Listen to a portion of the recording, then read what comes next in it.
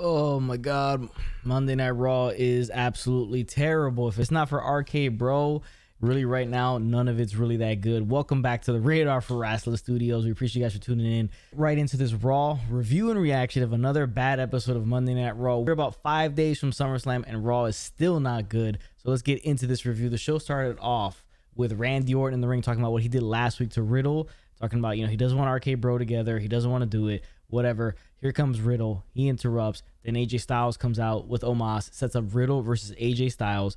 And Randy Orton leaves Riddle high and dry. He's sitting there in the corner. Doesn't, try to give him a fist bump. Not happening. Leaves him there.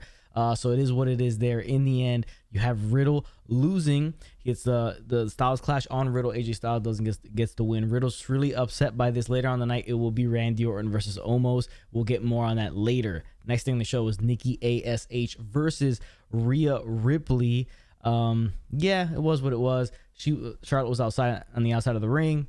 Rhea Ripley gets the win. Seemingly everybody's beating her and beating up Nikki ASH. She seems like she's like the odd person out for that triple threat match at SummerSlam. Probably won't win it, but in the end, the way reverse momentum works in WWE, she may end up coming out on top. This will set up Charlotte getting in the ring after the match, and she would get beat down by both women, and then thus getting a tag team match later on in the night. So not really much to talk about here. It is what it is. This whole feud really isn't working out that well, but it continues to go on, and we keep chugging along to SummerSlam for this match. Next thing on the show was Drew McIntyre versus Veer and Shanky in a 2-on-1 handicap match. The Scottish Warrior gets the win. Not much of a match here.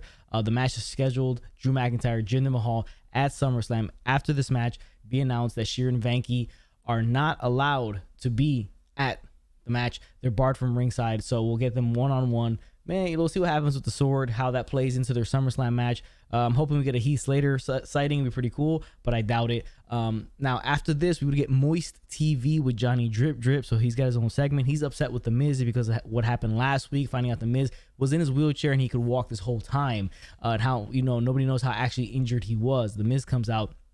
He's pleading his case. Then Damian Priest comes out and kind of embarrasses The Miz, pushes him into a kiddie pool there, gets him all wet, moist and all that. And then they have a match, Damian Priest versus The Miz, call back to WrestleMania Backlash from their zombie match. But they had a match here, was what it was. Damian Priest gets the win with the bro kick as Sheamus on the outside. Sheamus gets a promo on Damian Priest after the match, calling him a scumbag and all this stuff like that, disrespect, because he is taking the finisher, the bro kick of Sheamus. So we got that. Then it seemingly, John Morrison left The Miz high and dry in this match and kind of just ran off, similar to what Miz did to John Morrison last week. But they kind of made amends after this in the end. I think the breakup is going to happen at SummerSlam. Miz says he has something big planned for them at SummerSlam. They're going to do something big. So maybe that's the way we get this team to break up and Morrison can go on and do his own thing into the mid-card title hunt and see stuff like that. Hopefully that's what works out. Now, one thing I want to touch on here is the Elias vignette. We forgot to touch on it last week. Elias is dead, supposedly. He's throwing his guitar into the fire. Had a tombstone there, Elias 2017 to 2021. So we'll see what this new look Elias looks like. I doubt it's going to go back to the Drifter, but we'll see what Elias turns into from now on after the debacle that was the gimmick that worked so well in the beginning. WWE just trashed the gimmick, didn't use it right. Typical WWE, and this is what we get. Now they're rebranding Elias. We'll see as to what his new gimmick is and what he ends up looking like. Hopefully it's something good. Hopefully it's something they push. Hopefully it's something they book correctly, but don't hold hope because it is WWE. Now, continuing on with this mediocre, lackluster Raw, we got Mace versus Mansoor because Mace and T-Bar, the new version of Techno Team 2000, they're still beefing with Mansoor and Mustafa Ali in this match. Mansoor gets the win because Ali interfered, helping Mansoor, reverse the pin and get the win in this match. So this continues to go on, but nobody really cares about any of this stuff. What's going on here? Why is there's no Keith Lee? Why is T-Bar still T-Bar and not Dominic Dijakovic and having matches with Keith Lee on NXT and having a good, the matches like they had on NXT and having a good program on Monday Night Raw? Who knows? This stuff really doesn't really work that well. Mansoor and Mustafa Ali could be a solid depth tag team for the tag team division. It is what it is, but not really much to talk about here. Next thing on the show was the best part of the show. It was Omos versus Randy Orton. So during the match between Randy Orton and Omos, they're going at it. AJ Styles causes disqualification. They start beating down Randy Orton, but here comes Riddle. Even after he was sad and upset that Randy didn't want to be his partner, he comes out and helps Randy here. And in the end, they fight them off, and Randy says he respects Riddle and RK-Bro is back and alive and well. I understand why this didn't finish the show, but it kind of felt like it should have finished the show. we got this. Then Riddle announces we are facing Omos and AJ Styles at SummerSlam for the Raw Tag Team titles. Also means, it means at SummerSlam, RKBro is going to challenge AJ Styles and Omos. Seems like there's a stacked card, a lot of matches, a lot of time going to be cut maybe if this doesn't run that late, because remember, they're going head to head with the boxing pay-per-view. We'll see how that affects the pay-per-view buys and everything like that. People don't want to buy both pay-per-views, who knows? But they're going head to head with that in the same town. Will be interesting to see how that works out. But there's gonna be a ton of matches depending on what time the show starts and what time the title fight starts. It's gonna be interesting how they get all these matches out on the card, what falls in the pre-show, what doesn't, what gets cut, and what gets time. It'll be interesting to see. But we got it: AJ Styles and Omos versus RK-Bro for those tag team titles. Seemingly RK-Bro is set to win those tag team titles and have a nice solid little run as the tag team champions. Stuff we've been waiting for. They got a good pop from the crowd during this whole thing. It was a lot of fun.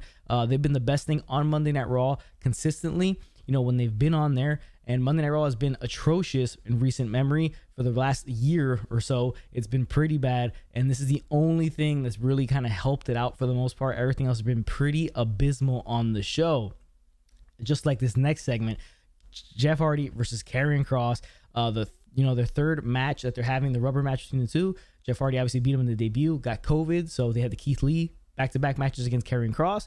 They went back and forth, 50-50. Karrion Kross defeats Jeff Hardy in his return, and then now Karrion Kross defeats Jeff Hardy quick in a squash match, and that was pretty much it. So I don't really know what the hell is going on with here. It doesn't make a ton of sense. Where's Scarlett? Where's the whole entrance? I don't understand this whole thing, how this thing is going down. I guess they're waiting for TakeOver 36 for him to lose against Samoa Joe to finally give the whole, character out there on Monday Night Raw. Will be kind of fun and interesting to see if that actually does happen, because seemingly things seem to line up that Karrion Kross will lose his title at NXT TakeOver and officially go to the main roster after that. So we'll see if we get Scarlett in that, what happens with that. But this is not good. This is not good stuff. It should have been like this from day one. He should have squashed Jeff Hardy like this from the first matchup rather than having him lose to Jeff Hardy, get a worthless program out of it. That really didn't help anything. Next thing on the show is Nikki ASH and Rhea Ripley taking on Charlotte and Nia Jax, who's the surprise partner for Charlotte. And we got this little butt segment where she just rubs her ass all over Nikki, Ash's face. So why would you subject yourself to humiliation and physical dominance? My goodness. I'm liking everything about that. Nia Jax falling short. So it is what it is. We got that, and in the end, Charlotte gets the win, hitting natural selection on Rhea Ripley. It was what it was, and we get the triple threat. She's thrown in here. We'll see if Shayna Baszler and Nia Jax are still a tag team and how that plays out later on. Who knows? The women's tag team division is like in disarray because of Natty being hurt. So we don't know what's going on with that. And because of that, Shayna Baszler and Nia Jax not really doing much of anything. So Nia Jax in this throwaway segment, she's just there and whatever. The triple threat is set for SummerSlam. I think Charlotte's going to end up taking that title off of Nikki ASH, and Rhea Ripley will take the loss, and Nikki ASH will probably just disappear or maybe something like that. But not too much fun going on Monday Night Raw so far. Next thing was the way the show ended. It was Goldberg and Bobby Lashley meeting one more time. Goldberg has his son out there. Seemingly wants to put his son. Hopefully, it doesn't become a Dominic thing. We'll see what happens with that whole thing. But in the end, you have them going back and forth. Not the best stuff, with the promos from Goldberg. But in the end, he spears Bobby Lashley. So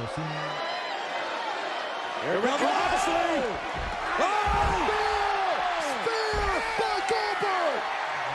So seemingly reverse momentum the way it works out. Bobby Lashley's going to retain at SummerSlam. He'll hold on to the WWE Championship. It's not really that great compared to what you're getting on Friday nights between Cena and Roman, especially with the last promo that they did on Friday night. So it doesn't really compare whatsoever. So it seems like very lackluster on the Raw side for the main title compared to what SmackDown's doing for their main title. So it's really not that great. I mean, his son is there. It is what it is. A cool little thing, but I hope it doesn't I don't know if he's still young. I don't know if he aspires to be a pro wrestler or not. And I don't know if his son will play a role in the match at SummerSlam some way or another. He'll just be there in the crowd. We'll see what happens with that. But it's an average Raw, pretty lackluster Raw, to be honest with you. The go home for SummerSlam. The go homes have not been good recently for WWE for a while. The builds have not been good recently for their pay-per-views, but the pay-per-views themselves in terms of in-ring action have been well received, have been well done. So we'll probably get the same out of SummerSlam. Like I said, there's a lot of matches on the card this year. We'll see how everything fits in there. Appreciate you guys for tuning in for this review and reaction of Monday Night Raw. I wish Raw was better, but it is what it is. At least we got RK-Bro back. Make sure you drop a like on this video, hit the chair in the corner before it hits you first and sub to the channel. Make sure you check out the latest videos that have dropped on the channel. The pros and cons of CM Punk and Daniel Bryan going to AEW, the NXT is dead video, and the problem WWE has with Roman Reigns. I appreciate you guys for tuning in. Make sure you tune in this week because we are having our predictions for SummerSlam, the live stream with my guys Mex and the DWE. That will either happen tomorrow, Tuesday night, or Thursday night. One of those 2 nights, but I'll let you guys know. Appreciate you guys for tuning in. I'll catch you guys on the next one.